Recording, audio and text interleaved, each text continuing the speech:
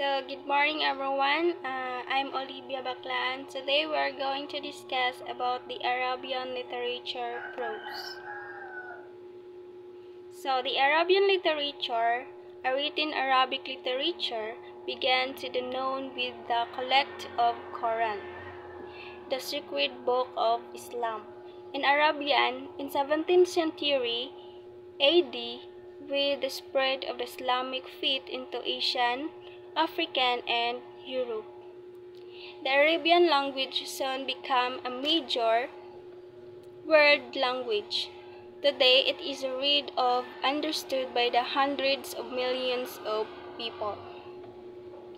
Even before the revelation of Muhammad were collected in the Quran, however, the Arabs proposed a highly developed poetry, composed a recitation, and transmitted from generation to generation. The most famous examples are the elaborate odes, or the Gashda, of Mu Alagat, the suspended odes, beginning with those of Emru Algas. These poems are reflected and praise the customs and values of the desert environment in which they arose. So the Arabian literature is started with the compilation of the Quran in 17th century AD. So with the spread of Islam, the Arabic became a major word of language. So next is the pre-Islamic. So the structure of the Arabic language is well suited to the harmonious word patterns with elaborate rhymes and rhythms. The earliest known literature emerged in northern Arabian around 500 AD and took the form of poem which was recited aloud, memorized, and handed down from one generation to another. So, it began to be written down towards the end of the 7th century.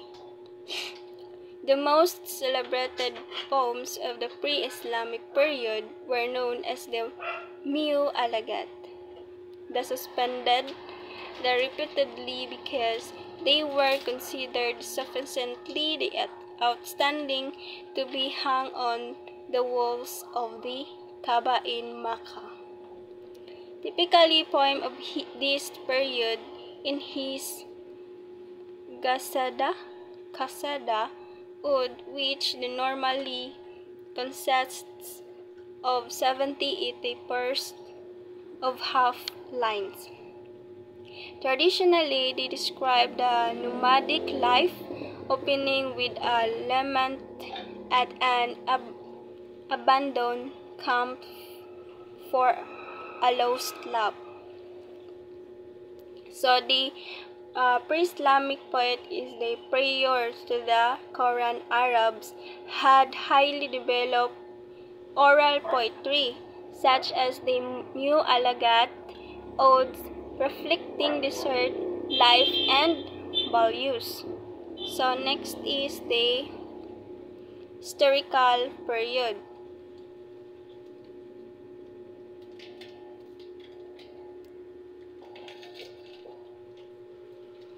A historical period of Arabic literature is usually divided into periods, making the dynastic change and divisions that took place within the Islamic world. So, A is the Umayyad period, AD 661-750.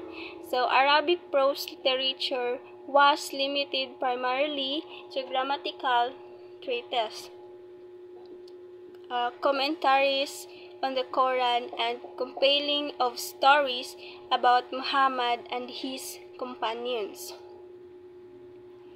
So the Umayyad poet Sheikh of whom were the Al-Aqtal and the Al-Farasta, favored the poetic forms such as the love lyrics called ghazals, wine songs, and hunting poems.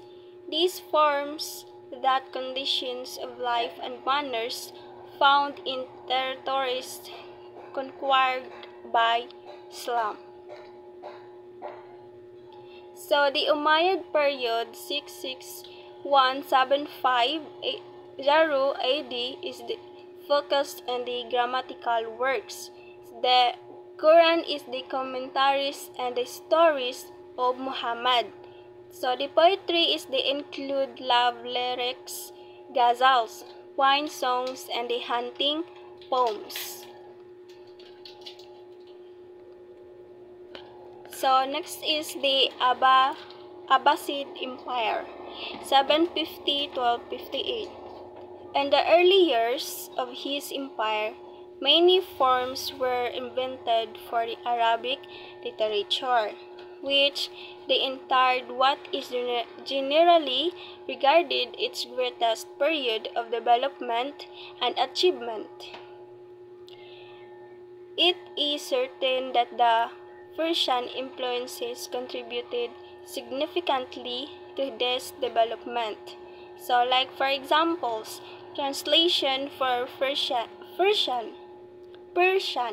such as those of Ibn al-Mughaf, led a new refinement in Arabic prose called adab, often sprinkled with poetry and utilizing rhyme, prose,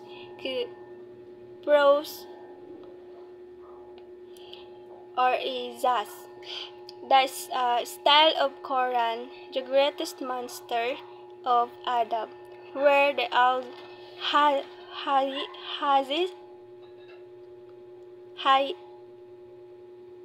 and Al-Hariri, an inventive type of folk literature exemplified in the 1001 Nights,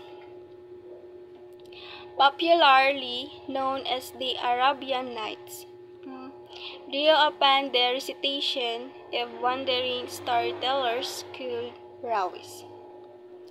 So the Abbasid Empire 750-1258 is marked the Golden Age, with the Persian influence. Notable works included the 1001 Nights.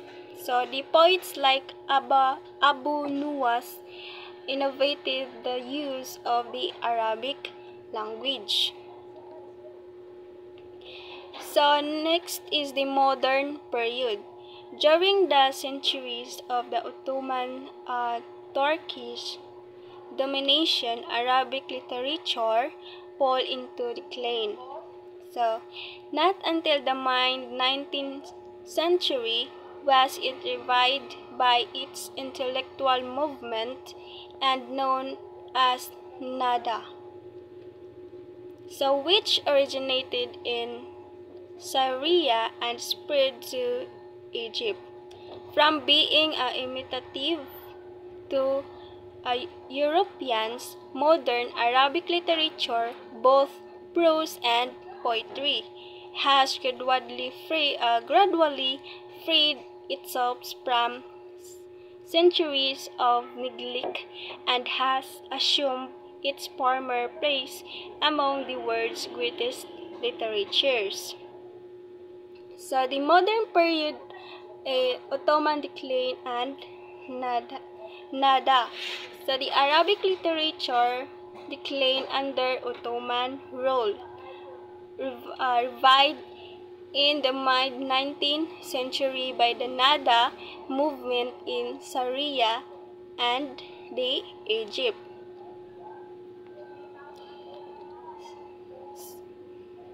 So next is the Arabic writers of the past 100 years have been extremely versatile Most of the work is characterized by strong concern for social issues. Outstanding among the recent Arabic novelists, dramatists, and essayists. So the Tawfiq al-Hakim, si novelist nga